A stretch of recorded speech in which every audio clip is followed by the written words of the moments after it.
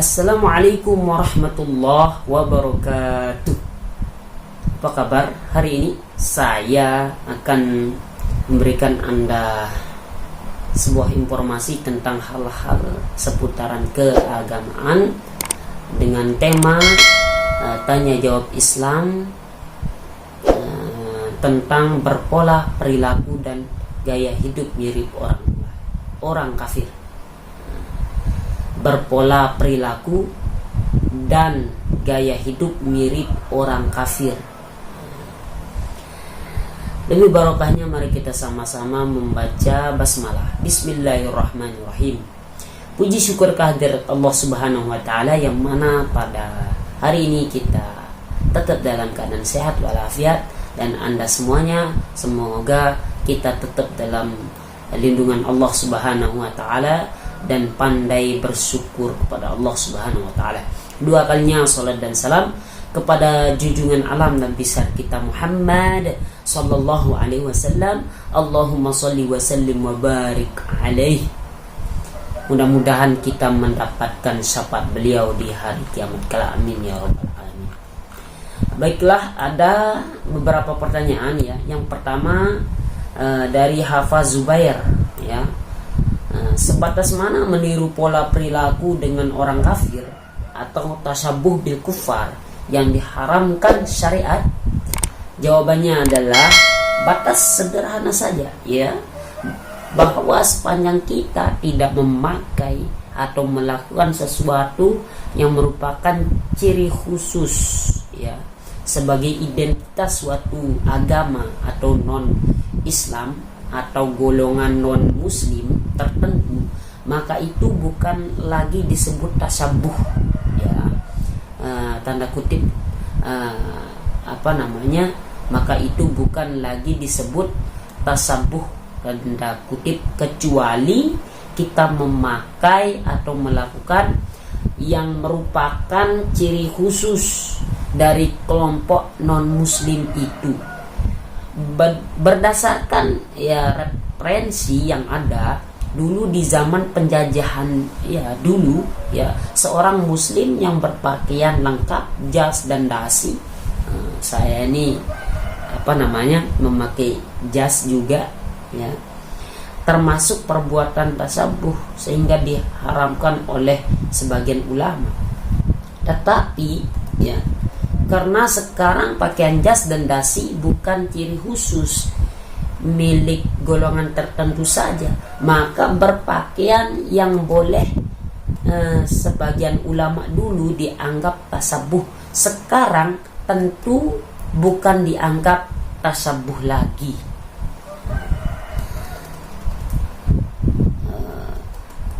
Berikut sedikit rincian tasabuh dengan orang kafir. Yang pertama adalah bila menyerupakan atau tasabuhnya dengan tujuan meniru orang kafir untuk turut menyemarakkan kekafirannya, maka hukumnya menjadi kafir. Bila penyerupaan tasabuh ya, tasabuhnya dengan tujuan hanya meniru tanpa disertai untuk turut menyemarakkan kekafirannya, hukumnya tidak kafir namun berdosa. Yang ketiga, bila tasabuhnya tidak sengaja meniru sama sekali, tetapi sekedar menjalani sesuatu yang kebetulan sama dengan mereka, maka tidak haram tetapi makruh. Kesimpulannya adalah dari pertanyaan ulama tentang berbusana dengan menyerupai orang-orang kafir adalah jika dalam berbusana dengan mereka itu karena ada rasa suka kepada agama mereka dan bertujuan untuk bisa serupa dengan mereka dalam syiar-syiar kafir, atau agar bisa bepergian bersama mereka ke tempat ya peribadatan, maka dalam dua hal di atas dia menjadi kafir. Namun jika tidak bertujuan semacam itu, yakni hanya bisa sekedar menyerupai mereka dalam syiar-syiar hari raya atau sebagai media agar bisa bermuamalah, berhubungan dan mereka dengan hal-hal yang diperkenankan, maka ia berdosa atau tidak sampai kafir, atau ia setuju dengan busana orang kafir tanpa suatu tujuan apapun, maka hukumnya makruh, seperti mengikat selendang dalam salat. Ini bersumber dari kitab Bughyah Al-Mustarsyidin, juz 1, halaman 529.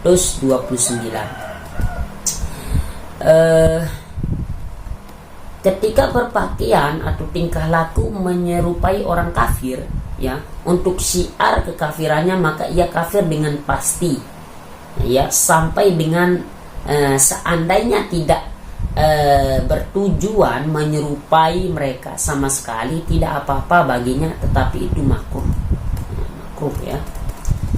Syekh Abu Muhammad bin Abi Hamzah berkata, menurut zahirnya lapas, ya, adalah melarang menyerupai pada setiap sesuatu dari kafir, ya, atau dari kafir.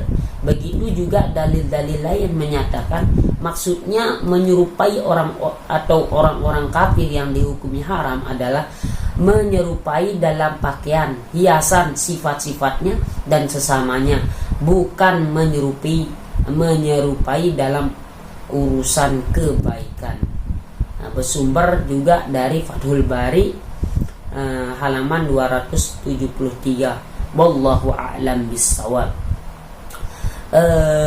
Baiklah, pada hari ini saya cukupkan saya sampaikan kepada Anda semuanya. Mudah-mudahan apa yang saya sampaikan ini bermanfaat bagi kita semuanya, khususnya saya pribadi. Mohon maaf atas segala kekurangan dan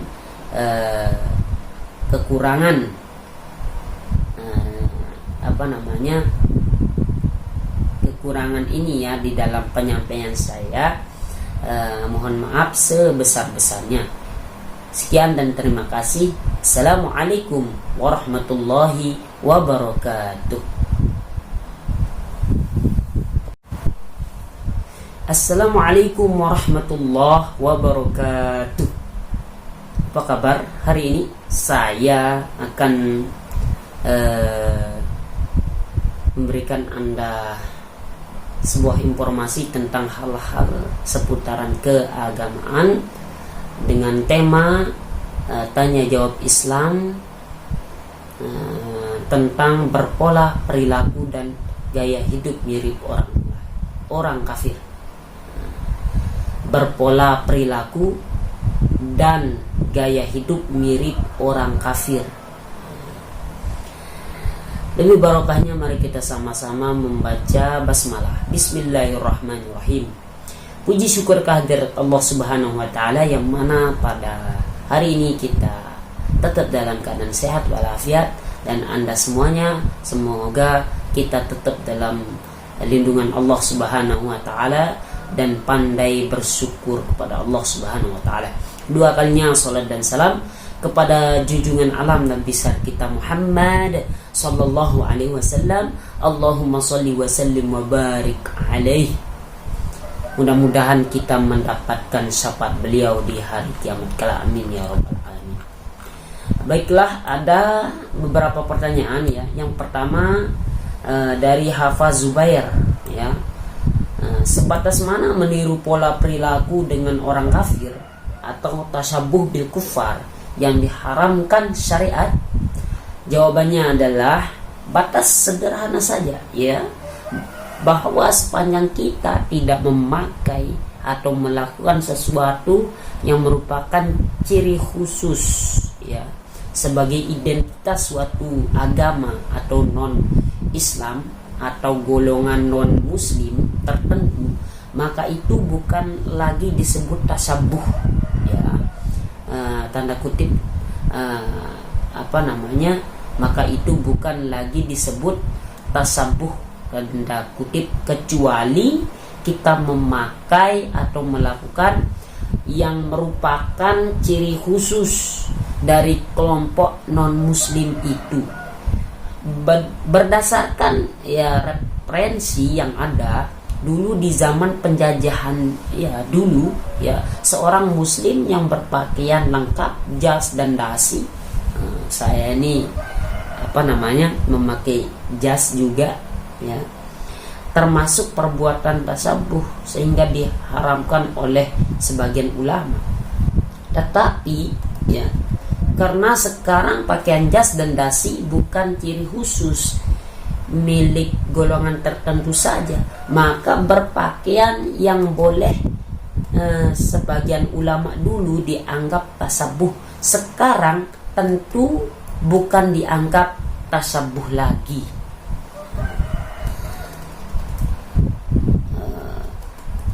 Berikut sedikit rincian tasabuh dengan orang kafir.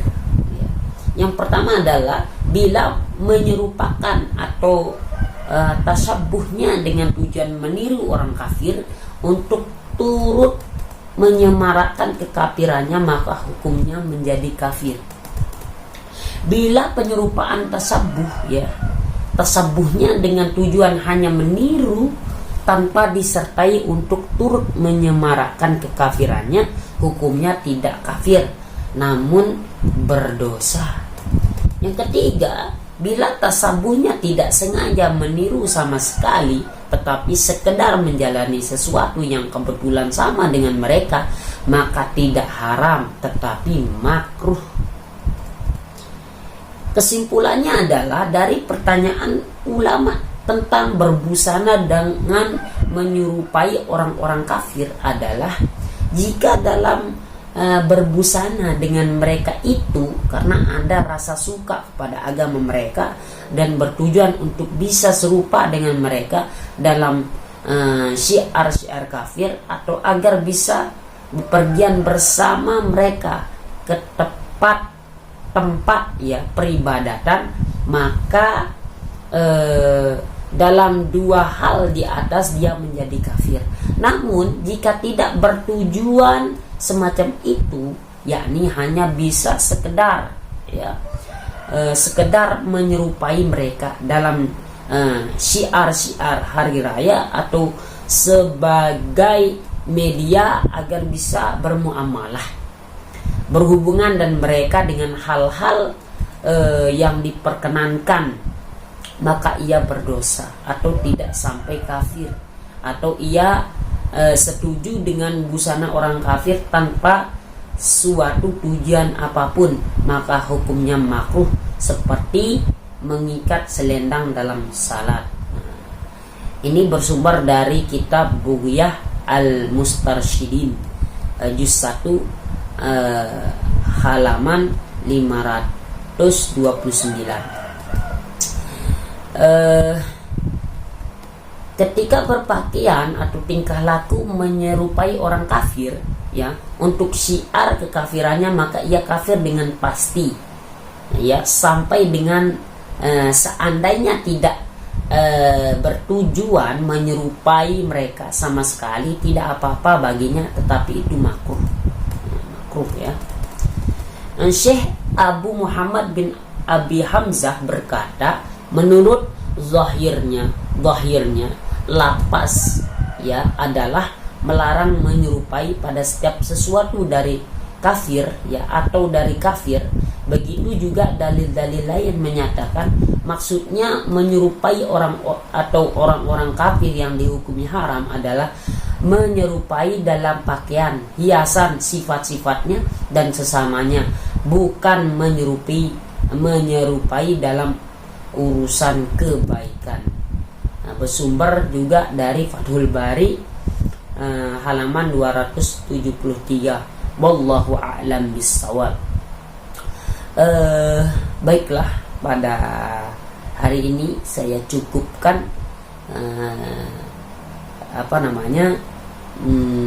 saya sampaikan kepada Anda semuanya. Mudah-mudahan apa yang saya sampaikan ini bermanfaat bagi kita semuanya, khususnya saya pribadi. Mohon maaf atas segala kekurangan dan